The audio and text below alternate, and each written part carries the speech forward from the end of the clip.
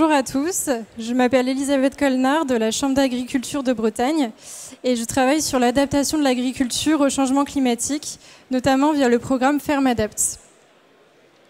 Donc un petit point introductif sur l'évolution du climat. Depuis 1959, en Bretagne, on note une augmentation des températures avec une accélération de ce réchauffement depuis les années 80. Et les modèles climatiques nous disent que d'ici 2100, on aura un réchauffement compris entre 1,4 et plus de 4 degrés en Bretagne. Donc l'été qui vient de passer nous prouve encore une fois qu'il se passe bien quelque chose. C'est le deuxième été le plus chaud qu'on ait jamais enregistré en France, avec des records de température battus partout en France, et un été très sec. Donc cet été qui aujourd'hui nous semble exceptionnellement chaud, d'après Météo France, il pourrait devenir la norme dans la deuxième moitié du siècle.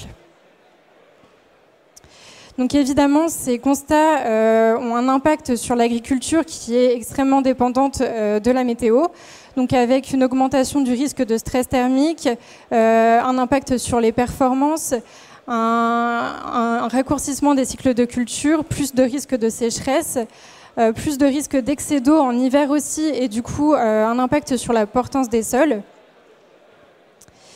Et donc, face à tous ces constats, il est nécessaire de mettre en place deux types de mesures, des mesures d'atténuation pour réduire les émissions de gaz à effet de serre et des mesures d'adaptation, puisque l'inertie du climat fait que les émissions que l'on a aujourd'hui auront un impact sur le réchauffement dans plusieurs décennies.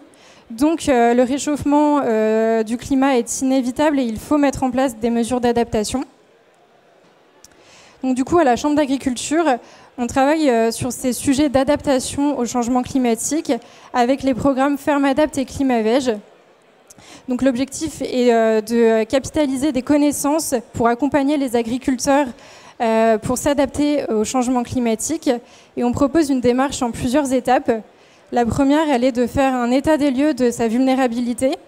Donc, via un diagnostic, quelle est la vulnérabilité de mon exploitation agricole face au changement climatique? La deuxième étape, c'est de co-concevoir des leviers d'adaptation, donc avec des groupes d'agriculteurs et des experts, puisque ce sont des projets qui sont multipartenariaux, où on travaille avec des instituts techniques, des conseillers spécialisés. Et la dernière étape, c'est de tester les leviers d'adaptation sur le terrain. Et donc ensuite, on peut capitaliser un ensemble de leviers d'adaptation de l'agriculture du Grand Ouest pour pouvoir accompagner au mieux les agriculteurs bretons et ligériens vers plus de résilience face aux aléas climatiques. Donc voilà, si jamais vous avez plus de questions, vous voulez en savoir plus, n'hésitez pas à vous rendre au stand Point Info Énergie Climat qui est de l'autre côté du hall, ou bien contacter l'équipe Énergie Climat de la Chambre d'agriculture. Merci.